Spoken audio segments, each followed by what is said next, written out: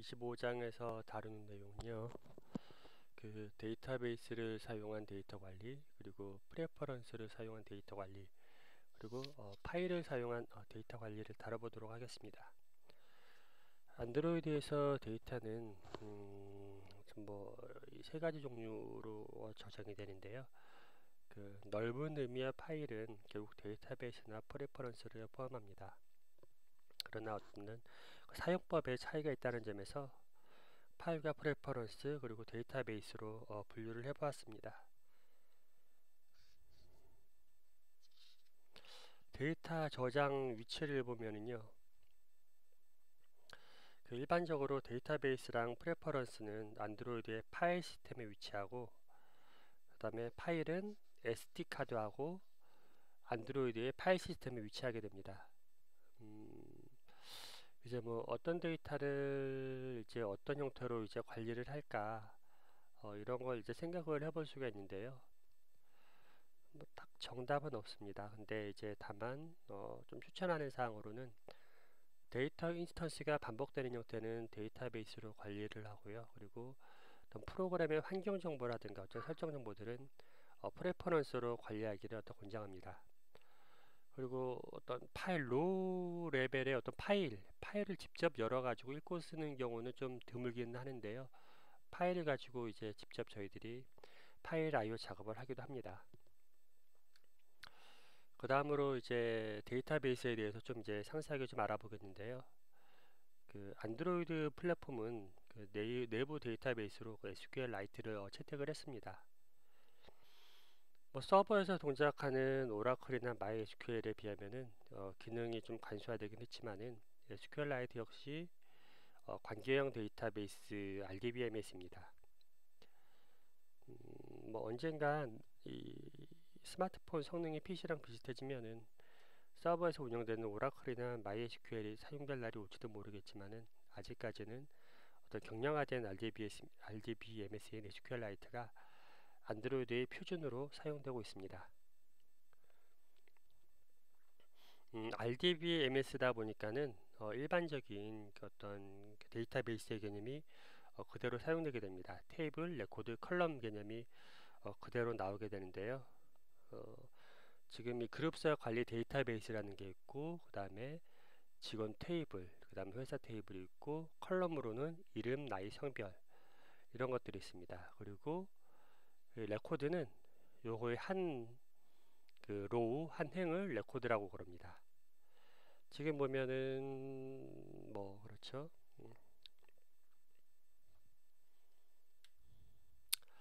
데이터베이스의 어떤 데이터베이스 동작의 순서는 여기 그림에 나와 있는 대로 작업 순서가 있을 수 있는데요. 보통 어떤 서버 환경에서는 데이터베이스 생성이나 테이블 생성들을 어떤 관리자가 조작을 해주지만은 안드로이드 같은 경우에는 뭐 관리자가 따로 있지 않겠죠. 그래서 데이터베이스 생성이라든가 테이블 생성 이런 것들 역시 어떤 이 프로그램 내에 들어가게 됩니다. 그래서 데이터베이스 생성, 테이블 생성을 해주고 그 다음에 CRUD 동작이 일어나고 또 필요에 따라서는 데이터베이스 업그레이드, 테이블 삭제랑 생성들이 이루어지기도 합니다. 여기서 이제 뭐 좀 한 가지 기억해 두셔야 만할 것은 서버 환경이랑 다르게 데이터베이스 생성, 테이블 생성조차도 프로그램적으로 해주셔야 된다는 거. 관리자가 해줄 수가 없기 때문에. 자, 그러면은 이제 데이터베이스와 테이블 생성에 대한 것들을 갖다 이제 보시게 되겠는데요. 데이터베이스를 관리하기 위해서는 어떤 콘텐츠 프로바이더를 사용할 수도 있습니다. 그렇지만 우리는 이번 장에서는 데이터베이스에서만 집중하기 위해서 데이터베이스 전용 클래스로만 내용을 국한하기로 하겠습니다. 데이터베이스와 테이블 생성을 위해서 안드로이드는 그 SQLite 오픈 헬퍼라는 클래스를 제공합니다. SQLite 오픈 헬퍼 클래스는 추상 클래스인데요.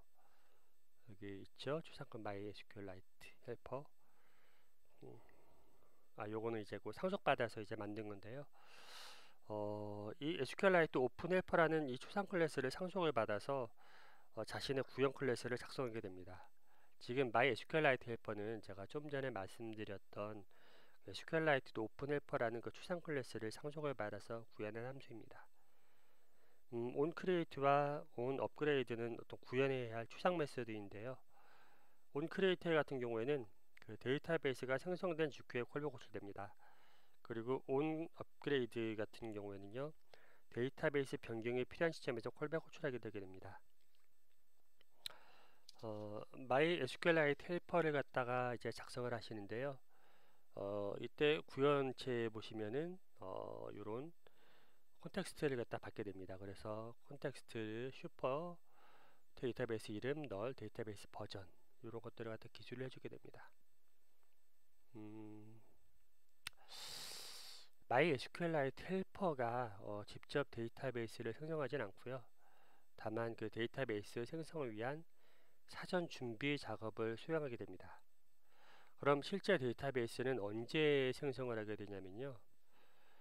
이 get writable 데이터베이스, get readable 데이터베이스가 첫 번째로 호출됐을 때 생성하게 됩니다. 데이터베이스를 요청했는데 아직 데이터베이스가 없으면은, 즉 최초의 데이터베이스 호출이면은 그때 데이터베이스가 생성되게 됩니다. 그때 첫 번째 호출 시에 데이터베이스가 생성되면서 onCreate 메소드가 이제 콜백 호출이 되고요. 그때 생성된 이제 데이터베이스의 물리적인 파일은 폴더가 데이터 밑에 패키지 밑에 데이터베이스라는 디렉토리 아래에 위치하게 됩니다. 이제 onCreate가 이제 콜백 호출되면은요, 데이터베이스가 이제 생성이 됐으니까 바로 생성되자마자 무슨 작업을 해주자면은 이제 database.exec SQL 그 다음에 이때 파라미터로는 테이블 생성 SQL을 주시게 됩니다. 그러니까 데이터베이스가 생성되자마자 이제 테이블을 생성한다 라고 보시면 되겠습니다. 그리고 이 테이블 생성 그 SQL, 그러니까 바로 앞절에서 이 앞절 이 테이블 생성 SQL은요 특별하지 않고요, 보통 일반적으로 사용하시는 그런 SQL을 사용을 해서 테이블을 생성을 하시면 되겠습니다. 자, 이제 데이터베이스 생성과 테이블 생성을 했으니까 그 다음으로는 무슨 작업을 해주게 되냐면은 레코드를 갖다 추가하는 작업을 해주시면 됩니다. 데이터베이스 테이블에 레코드를 추가하려면은 데이터베이스 객체에 insert 명령을 호출해 주시면 됩니다.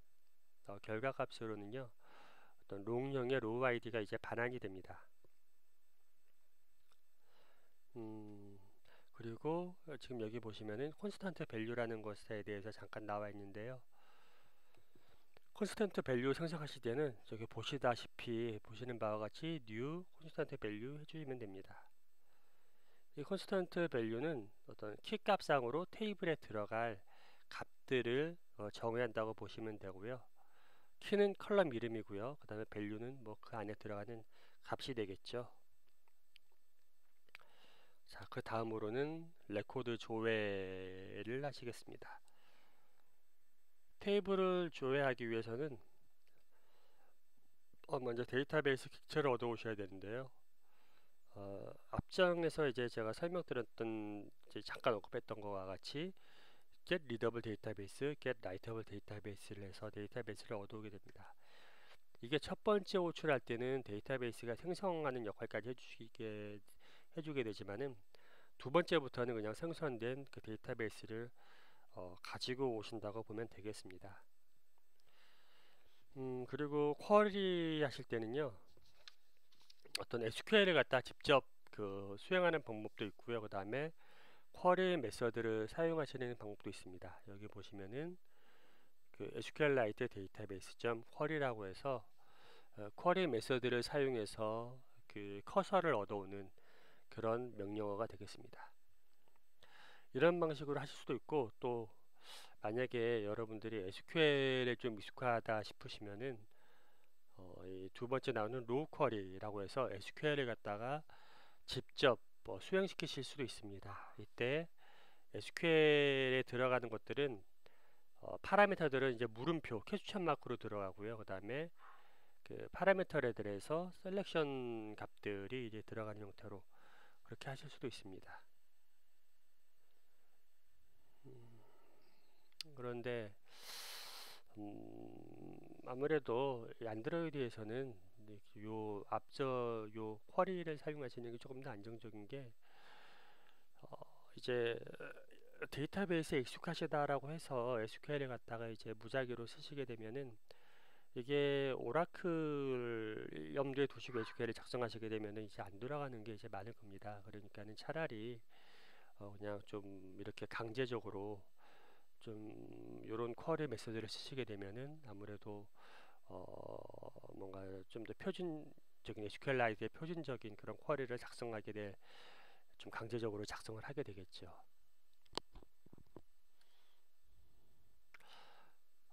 보통 뭐 이 오라클 같은데 오라클이나 MySQL에 대해서 좀 익숙한 개념 갖고 계신 분들은 쿼리 커서라는 거에 대해서 익숙하실 텐데요.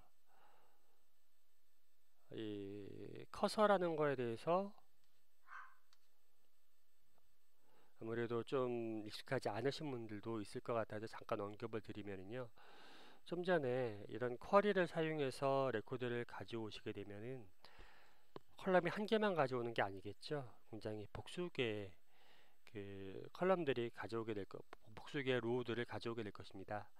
그래서 보시면은 처음에 가져오면 커서가 이렇게 첫 번째 로우를 가리키고 있고요. 로우들은 복수개들의 로우가 될 수 있고 컬럼은 또 이런 식으로 컬럼들이 오게 됩니다. 그때 컬럼 번호가 이렇게 오실 수도 있고요. 또 컬럼 이름이 올 수도 있습니다.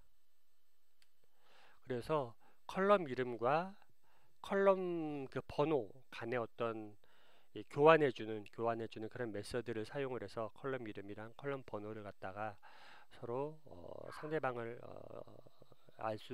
알아내기도 합니다. 자, 그러면은 커서가 좀 전에 레코드들의 집합을 갖다가 이제 가리키는 포인터라고 이제 개념을 말씀드렸는데요. 이렇게 그러면은 맨 앞으로도 갈 수 있고 그 다음으로도 갈 수 있고 전으로도 갈 수 있고 무브 투 레스트 마지막으로 갈 수 있고 또 어떤 특정 옵셋으로도 갈 수 있고 특정 위치로도 갈 수 있고요. 이런 식으로 커서의 위치를 갖다 변경시킬 수도 있고요.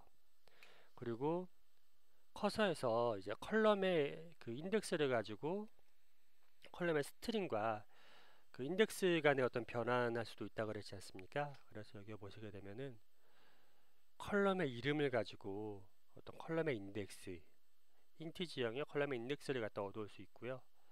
그 다음에 컬럼 인덱스를 얻어온 다음에 그걸 가지고 이제 실제 컬럼 값을 이제 가져오게 됩니다. 그래서 이거는 getString에서 어떤 이 스트링 형태를 가져오게 되고요. getDouble은 더블 형태, getInt는 int 형태를 가져오게 되겠습니다. 이거는 이제 맞춰서 써주셔야 되겠죠. 그 컬럼 인덱스가 예를 들면 0번째 제가 여기서 getString 하면서 0을 줬어요. 그러면 0번째 컬럼이 스트링이라 그러면은 스트링 이런 식으로 주시면은 좋겠죠. 요거는 그 커서에 조금 도움을 주는 메서드인데요. 뭐 맨 처음이냐 맨 마지막이냐 이런 것들에 대해서 그러니까 내 컬럼의 커서의 위치를 갖다 파악할 수 있는 그런 메서드라고 보시면 되겠습니다. 그 커서를 사용하는 그러니까 쿼리를 한 다음에 커서를 사용하는 데는 어떤 많은 이런 메서드들이 제가 앞에서 잠깐 언급을 했었는데요. 그냥 간단하게 그냥 요런 형태가 있다 요런 형태가 있다라고 표현 아시고서는 요 형태대로 쓰시면은 일반적으로 무난할 겁니다. 그래서 쿼리를 사용해서 커서를 얻어오고 그 다음에 커서를 맨 앞에 가게 한 다음에 루프를 돌면서 그 커서에서 컬럼 네임에서 인덱스를 가져오고 인덱스에서 어떤 값을 가져오는 그런 형태로 이런 식으로 작성을 하시면은 커서에 대해서 일반적인 조회는 다 가능하시겠습니다. 그 다음에 뭐 수정이라든가 삭제라든가 이제 이런 게 더 있는데요. 그런 거는 역시 안드로이드에서 제공하는 어떤 메서드를 사용해서 하실 수도 있고 그 다음에 SQL을 사용해서 로우 SQL을 날리는 로우 SQL을 수행하는 그런 형태로도 하실 수 있습니다. 이거는 이제 책을 보시기로 하고요. 이제 잠깐만 쉬었다 하도록 하겠습니다.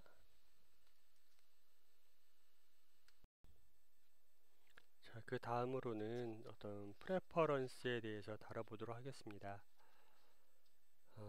프레퍼런스는 기본적으로 키 값상으로 데이터를 저장하고 싶을 때 사용하게 됩니다. 일반적으로 어떤 초기 애플리케이션 설치 시 입력받는 정보가 프레퍼런스로 구성되는 경우가 많지만 그 외에도 어떤 키값상으로 데이터를 구성하는 경우라면은 프레퍼런스 데이터를 사용할 수가 있습니다.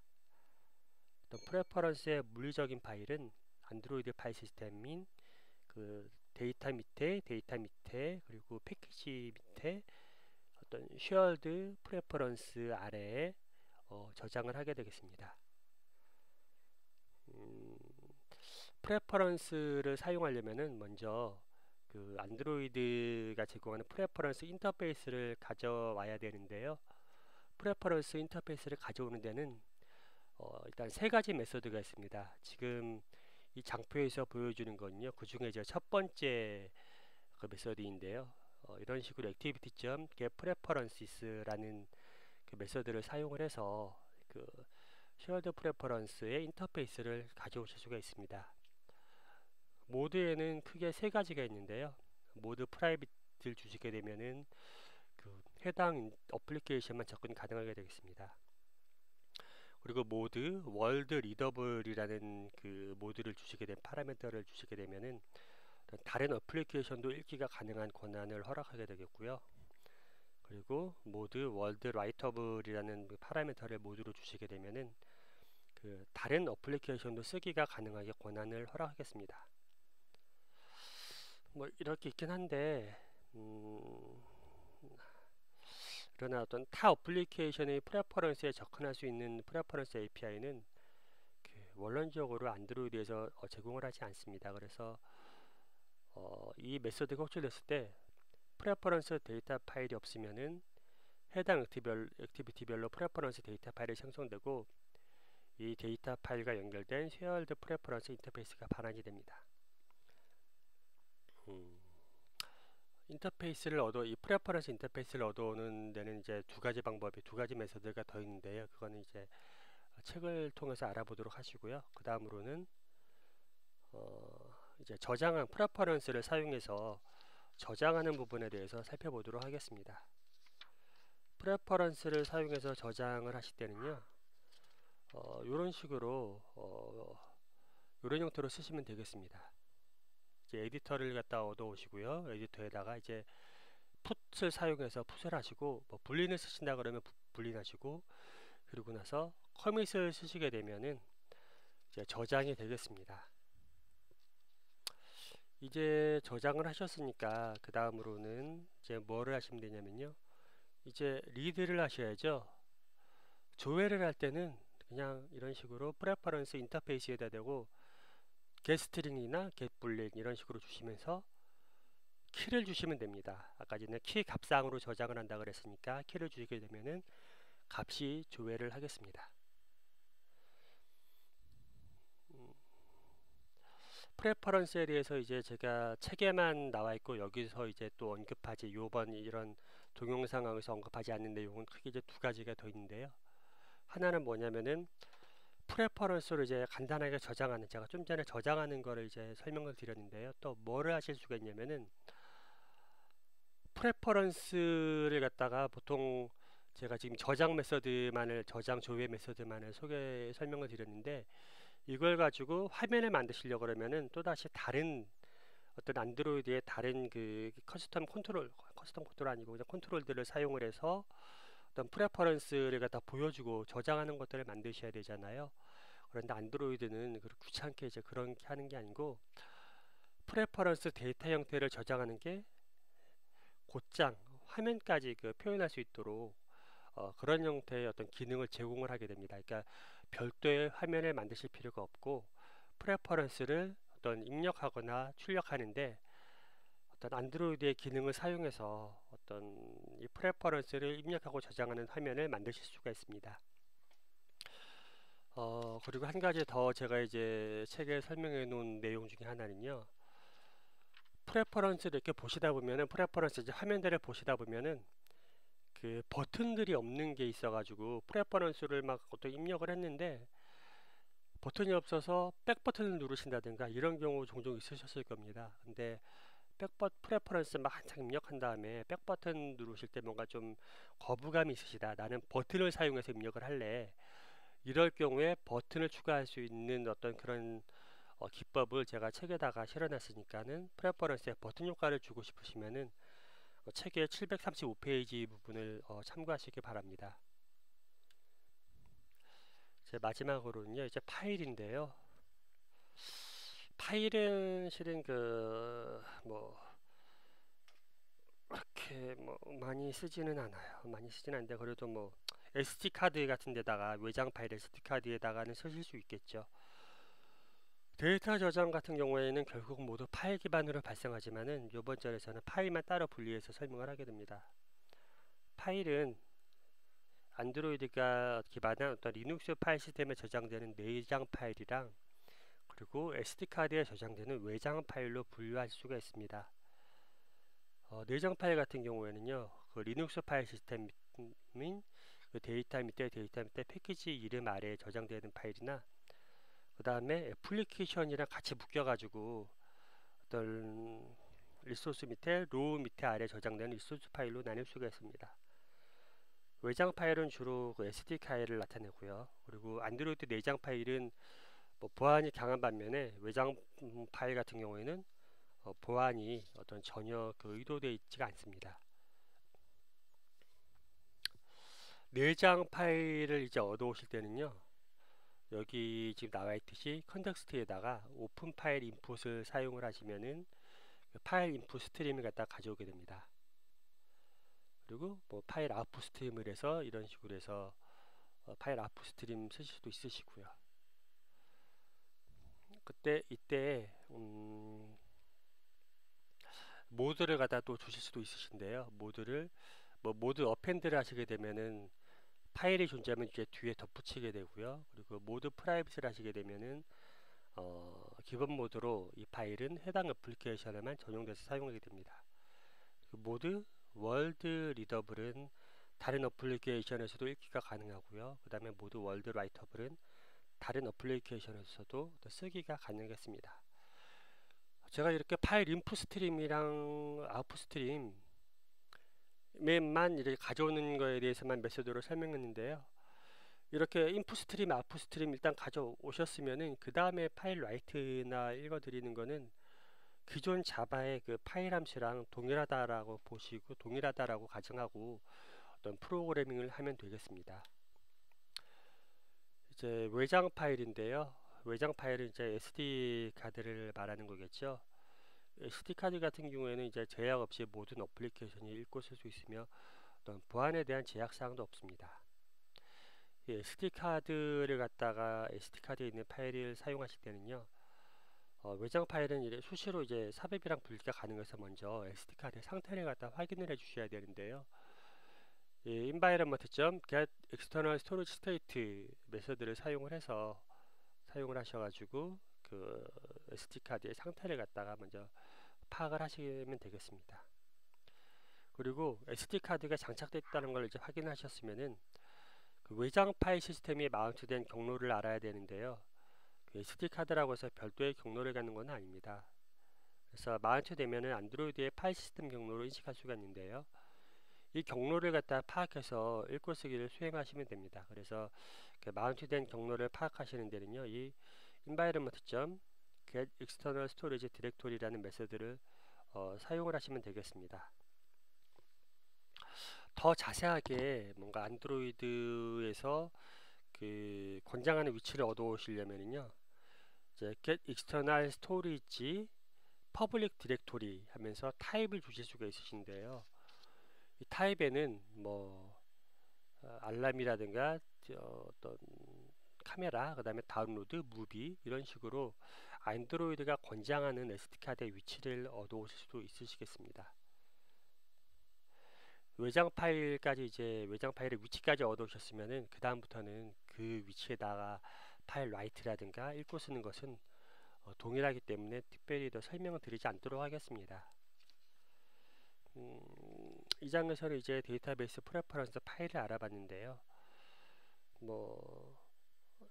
파일을 사용해 가지고 다 저장을 할 수도 있겠지만은 굉장히 그러려면 이제 힘드시겠죠. 그래서 어떤 반복되는 데이터를 저장하신다 그럴 때는 데이터베이스를 쓰시고요. 그리고 어떤 설정 정보들을 갖다 사용을 하신다. 키밸류 쌍이다 라고 하시면은 그때는 어떤 이 프레퍼런스를 쓰시는 형태. 뭐 그리고 그 외에 만약에 어떤 음악 파일이라든가 이런 걸 갖다 저장을 하신다 그러시면은 이제 외장 파일 중에서도 외장 파일 이런 것들을 갖다가 그때그때 선택을 해서 쓰시면 되겠습니다.